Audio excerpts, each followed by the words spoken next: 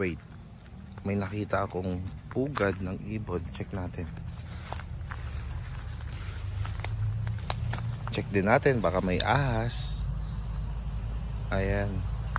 Ay, wala lang naman.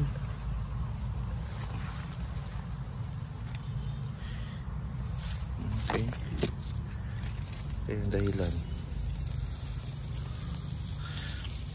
Wala nang laman. So may itlog siya. Ayan. Pero wala nang laman. So tingin ko nakasurvive naman siya. Parang nahulog dun sa itaas eh. Tsaka dito nalaglag sa baba. Ayan, yung mga puno naman.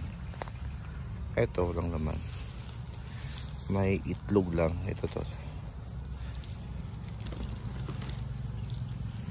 Pero parang napisa. Ayan na. Wala na.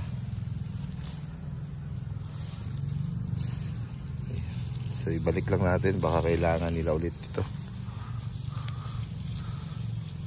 Galing na mong ibon gumawa ng bahay, no?